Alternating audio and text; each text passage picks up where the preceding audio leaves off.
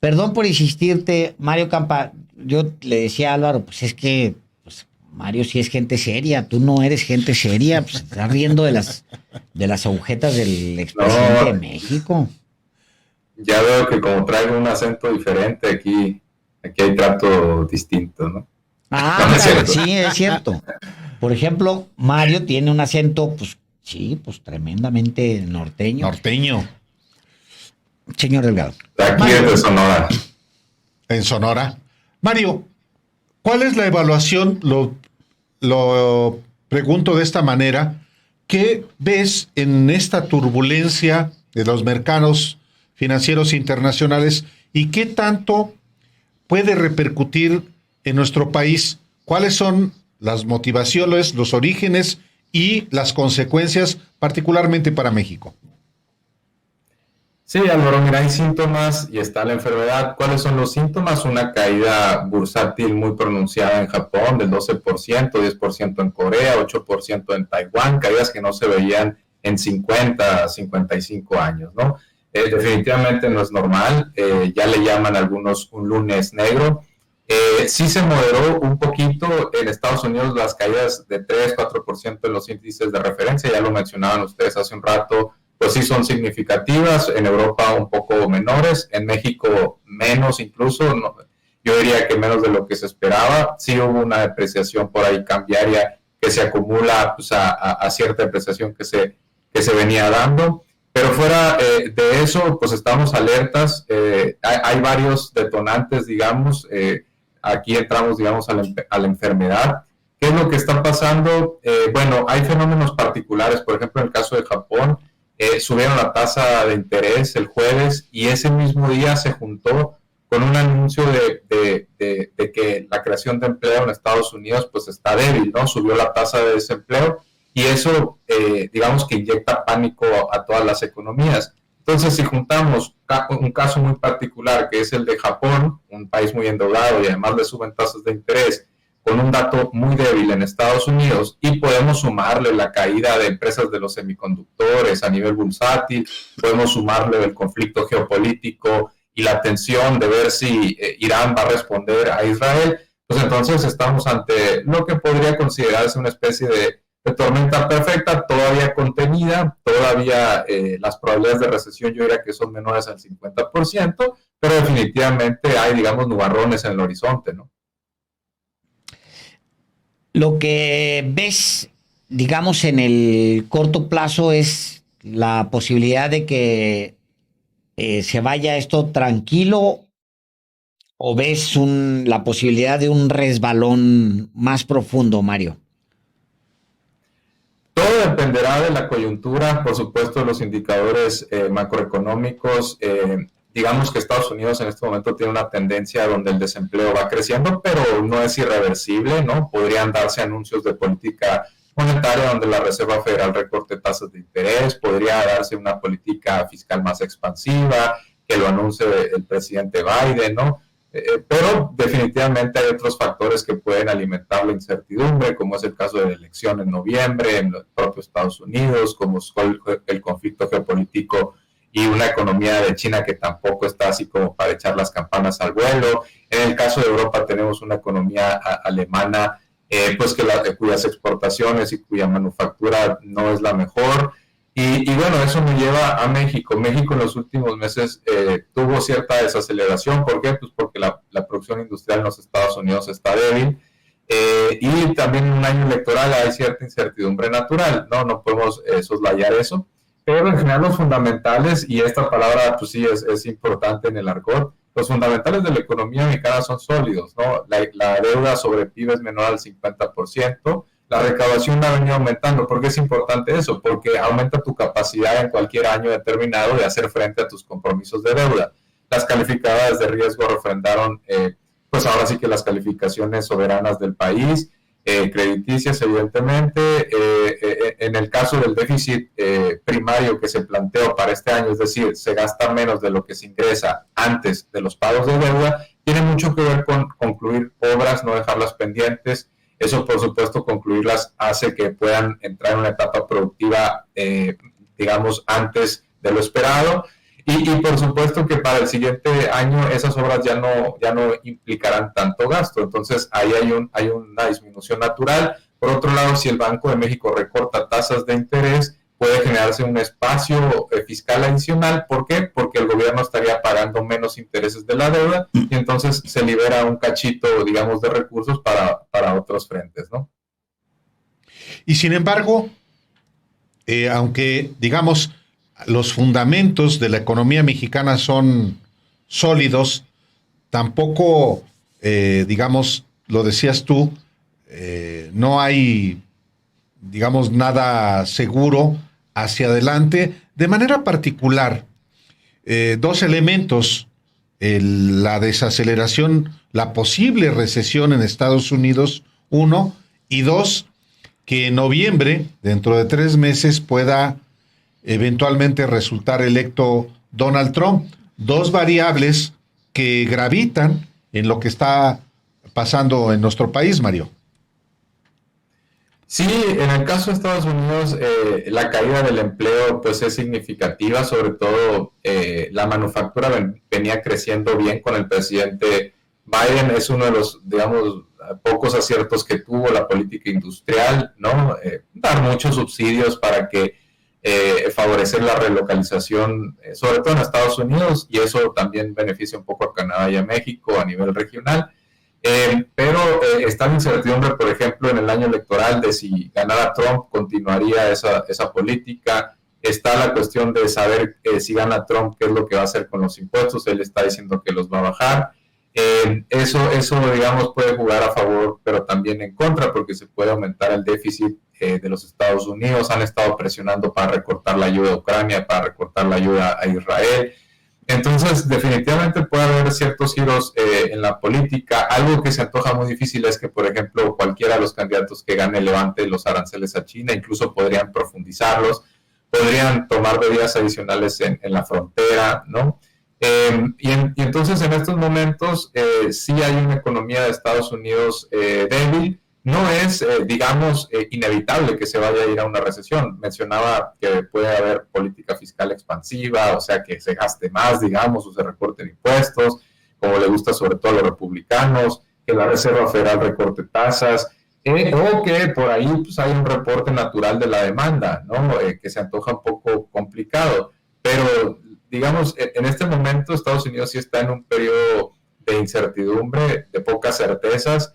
Y si le agregamos además el resultado electoral que tiende, por ejemplo, a crear cierta cautela al momento de invertir, tanto en portafolios como en inversión física, en proyectos ya netamente productivos a nivel pues, de tierra, en ese sentido, pues sí, el pronóstico es difícil, digamos, que veamos un repunte pronunciado en la economía de los Estados Unidos. Más que nada sería evitar esa recesión en los siguientes meses, ¿no? La tendencia cuando empieza a subir el desempleo puede ser, muchas veces está relacionado a que haya una recesión, no en todos los casos, ¿no? Podría ser que de repente se frene ese ascenso de la tasa de desempleo y entonces eso es cierto margen para dar tranquilidad e instrumentar otro tipo de políticas. Pero en estos momentos, Álvaro, pues yo te diría que sí hay ciertas banderas rojas, ciertos signos de preocupación, no hay todavía un detonante que digas tú, esto ya es irreversible, la economía mundial o la economía estadounidense se van a ir a pique, se van a ir a recesión. Ese momento todavía no llega, ¿no? Incluso se mencionaba la palabra lunes negro, ¿no? Y sí. Mencionaba Alejandro que el Nikkei abrió 8% arriba, es significativo. Yo diría que una semana generalmente marca más o menos la tendencia y ni así podría ser que de repente gire, ¿no? Por distintos factores. Entonces, esto se va resolviendo, digamos, en la coyuntura. Ahora sí que, perdón el lugar común, pero no hay nada escrito, ¿no? Mario Campa, el presidente López Obrador manejó la economía estos años con una gran ortodoxia, incluso para los organismos internacionales de manera sorpresiva, no sé qué esperaban, pero fue muy ortodoxo en el manejo de la economía, muy cuidadoso, sobre todo en los fundamentales. ¿Qué ves venir con la próxima presidenta de México? ¿Y qué le recomiendas? Yo veo continuidad en muchos aspectos, ¿no? Por ejemplo, en el caso del Banco de México, pues se va a mantener la economía. En el caso del Tratado de Libre Comercio, aunque tiene que haber una revisión más, no renegociación, eso es importante, también, digo, es imposible, o francamente imposible que México plantee una salida en estos momentos del tratado. Quizás ciertos ajustes, eso sí podría, ¿no? Por ejemplo, en materia laboral, ambiental, hay cierto espacio, por supuesto, de mejora, ¿no? Esos dos son, digamos, de las principales anclas, y también las métricas hacendarias. México tiene, pues, cierta legislación que te obliga a respetar ciertas métricas, eso también se va a mantener. ¿Dónde podríamos ver cambios? Pues en la política social, cierta creación de nuevos programas. Podría ser Claudia Sheinbaum un poquito más tolerante a la deuda, es decir, digamos, estar menos a la defensiva en ese aspecto, sobre todo considerando que si recibe una economía internacional pues problemática, entonces quizá para el primer año la austeridad no es que se vaya a postergar, pero se puede suavizar un poco, no empezar tan fuerte con los recortes de gasto, considerando que puede ser un año complicado, postergarlos un poco. Ahora, en temas, por ejemplo, de una reforma fiscal, Claudia Sheinbaum no lo está planteando así, pero sí está reconociendo que deben continuar los esfuerzos, sobre todo en los grandes contribuyentes, en ciertas mejoras, por ejemplo, digitalización, que pueda llevar a que el contribuyente o los contribuyentes tengan facilidades de acceso a plataforma para que los cumplimientos mejoren. Reforzar lo que viene siendo, pues, acciones de auditorías, eso es muy importante, sobre todo para que realmente los que tienen más paguen más. Eso haría que la justicia fiscal mejore. En ese sentido, lo que sí también puedo ver que Claudia Sheinbaum le va a también dar mucha importancia es a la política industrial. Ya anunció que va a construir, pues, nuevos polos de desarrollo industrial, del bienestar. Ahora ya se va a pasar quizá a otros trenes de pasajeros en otras nuevas rutas. Probablemente el impulso a la vivienda vaya a ser mucho mayor en este sexenio que en el pasado. En se está cerrando bien, el Infonavit está abriendo un poquito la cartera ahí para construir nuevos proyectos de vivienda social. Yo creo que el siguiente sexenio, sobre todo si se da la reforma que está planteada en las cámaras, ahí podríamos ver, pues no sé si el mejor sexenio en décadas en cuanto a política de vivienda, ¿no? Y me parece que la Ciudad de México también está tomando algunas medidas en ese sentido y yo las veo muy bien.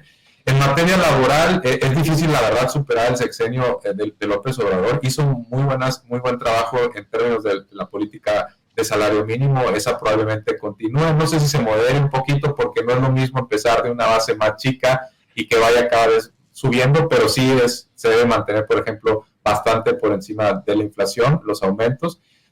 Por ahí empezar quizá a ver hacia futuro lo que viene siendo la reducción de la jornada laboral en términos de horas, expansión de días festivos, de vacaciones, permisos de paternidad. Esas pueden ser, digamos, reformas de segunda generación en materia laboral, pero lo que se hizo, por ejemplo, en materia de la regulación del outsourcing, eso también es muy importante, ¿no? Y hubo avances sustanciales en este sexenio.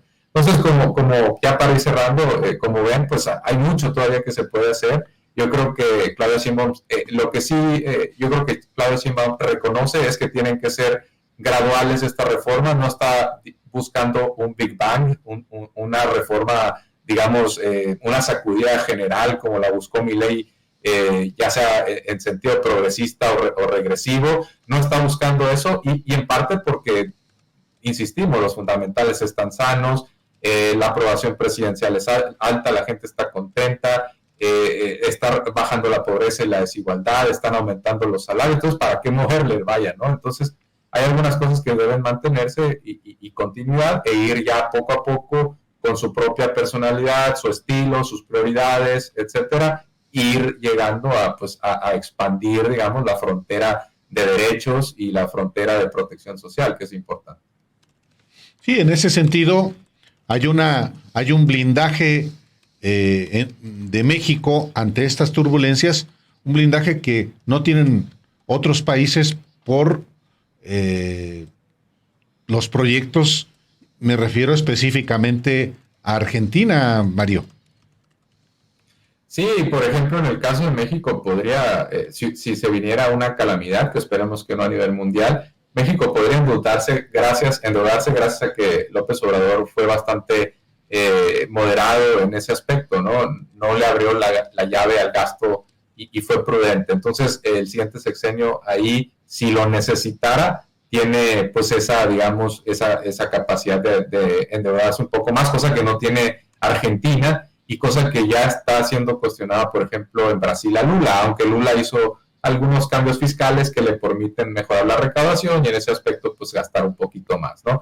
Pero México tiene ese aspecto, tiene una inflación mucho más baja que en Argentina, viene bajando la inflación subyacente, por ahí los escuchaba hace un rato, y aunque la inflación ha aumentado un poquito, están variando componentes muy volátiles, ¿no? Por ejemplo, lo que vienen siendo frutas y verduras por malas cosechas, por cuestiones de sequías, porque pueden variar otros precios internacionales como el petróleo, pero lo que viene siendo la subyacente, es decir, la inflación, esa sí viene está corrigiendo ahí casi todo el tiempo. La nuclear, esa viene con tendencia bajista indudablemente y ya está en 4,02%. Ya está prácticamente el siguiente mes, va a estar dentro del rango del Banco de México de 3% más menos un punto porcentual.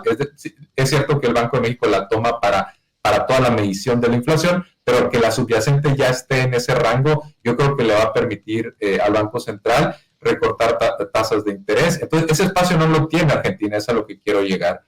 Y el hecho de que México, pues además está ganando participación de mercado en las importaciones de Estados Unidos. Es cierto que aumenta un poquito la dependencia, ese es otro reto, buscar, por ejemplo, más integración con América Latina. Con China es complicado porque sí tenemos un desbalance importante, ¿no? Y yo no sé, aquí es un tema muy controversial, pero si haya que abrir el debate de aranceles a China, la verdad es que es complicado porque parecería subordinación a los Estados Unidos, pero por otro lado podría corregir cierto desbalance, aumentar un poquito la recaudación. Ese es un tema muy espinoso, se los dejo a ustedes de reflexión, no me comprometo a darles qué se debe hacer, pero bueno, está ahí sobre la mesa, ¿no? Pero sí hay que buscar más integración con los BRICS, por ejemplo, ¿no? Independientemente de China, y con Sudamérica, pero eso toma mucho tiempo, ¿no? Si va bien, se podrían sentar las bases para en otro sexenio buscar profundizarlo, ¿no? Mario Campa, muchísimas gracias nuevamente por la oportunidad de conversar aquí en Los Periodistas. Gracias. Gracias a ustedes por el espacio y pronto nos estaremos viendo con otra videocolumna. Claro que sí. Muchísimas gracias, Mario. Gracias. Bienvenido.